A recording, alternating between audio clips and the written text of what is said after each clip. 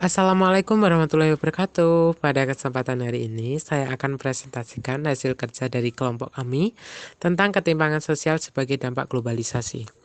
Dalam presentasi kali ini, saya akan membahas tentang beberapa subbab, yaitu satu, pengertian ketimpangan sosial, yang kedua, ketimpangan sosial di lingkungan sekitar, dan yang ketiga adalah kesimpulan. Yang pertama, kita bahas pengertian dari ketimpangan sosial terlebih dahulu. Coba amati gambar di atas.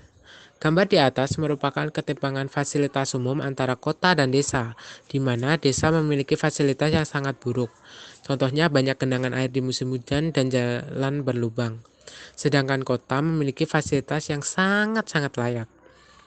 Dari gambar itu, kita bisa mendefinisikan bahwa ketimpangan sosial adalah kondisi di mana terdapat ketakseimbangan antara masyarakat satu dengan masyarakat lainnya yang memiliki status yang sama. Kita lanjutkan subbab yang kedua, yaitu contoh ketimpangan sosial sebagai dampak globalisasi. Yang pertama, ketimpangan pengembangan diri. Pada gambar di atas menjelaskan antara anak yang malas dengan anak yang rajin. Ini merupakan salah satu contoh ketimpangan pengembangan diri. Pengembangan diri merupakan suatu hal yang dimiliki dalam setiap diri manusia. Artinya, pengembangan diri menjadi faktor internal yang sangat berperan penting. Faktor ketimpangan ini bisa terjadi akibat adanya perbedaan tingkat pendidikan dan pola pikir antar individu. Misalnya, sering ditemukan orang yang rajin, malas, sombong, rendah hati, dan sebagainya. Hal tersebut terbentuk menurut faktor internal masing-masing individu. Untuk mengatasi hal ini, dalam era globalisasi, budaya yang masuk harus disortir dengan baik. Lanjut ke poin kedua, yaitu ketimpangan desa dan kota. Sering terjadi juga di masyarakat Indonesia terdapat kota yang tumbuh sangat pesat berbanding terbalik dengan desa terpencil, yang pertumbuhannya sangat terhambat. Bahkan, masih ada desa yang belum mendapat akses listrik. Tidak hanya itu saja, pasokan air bersih saat musim kemarau juga sulit ditemukan di desa-desa. Sulitnya perjalanan membuat bantuan air bersih dari kota tidak bisa masuk ke desa.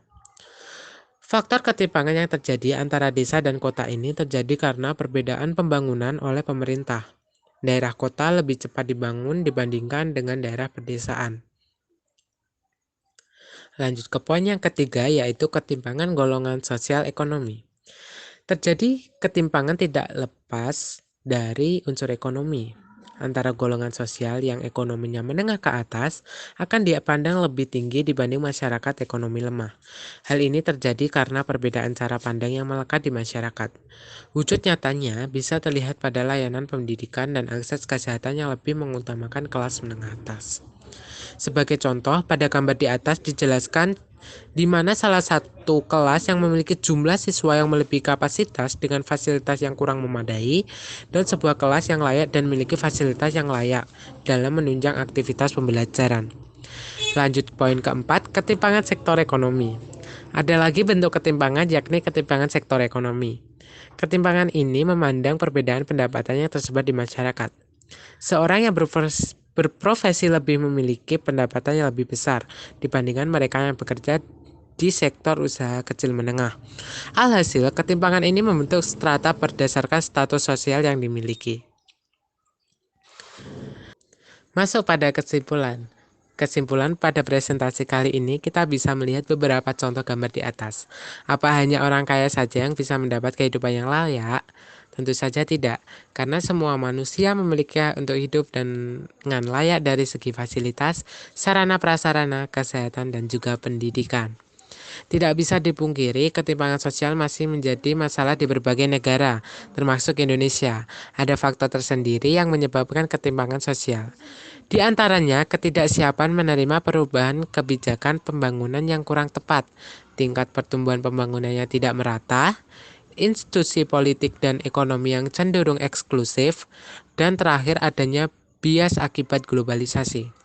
Faktor-faktor di atas harus bisa dicegah, kalau tidak ketimpangan sosial akan terlihat semakin jelas dari masyarakat satu ke masyarakat yang lainnya. Maka dari itu, kita sebagai warga negara Indonesia harus bisa meminimalisir jarak antara ketimpangan sosial. Kita bisa mulai dari diri kita sendiri misalnya, menumbuhkan sikap empati sosial, toleransi terhadap perbedaan, dan juga menumbuhkan sikap filantropi sosial atau kemurahan hati. Terlebih lagi pada masa pandemi seperti ini. Pandemi yang berjalan selalu beriringan dengan perubahan globalisasi. Pada situasi saat ini, kita harus pintar-pintar memilih informasi dan harus menyeimbangkan dengan sesuatu yang sedang terjadi. Kita juga meningkatkan sikap kritis guna meminimalisir jarak ketimpangan sosial. Sekian presentasi dari kelompok kami. Semoga penjelasan tadi bisa bermanfaat untuk kita semua. Saya Muhammad Rifan akhir undur diri.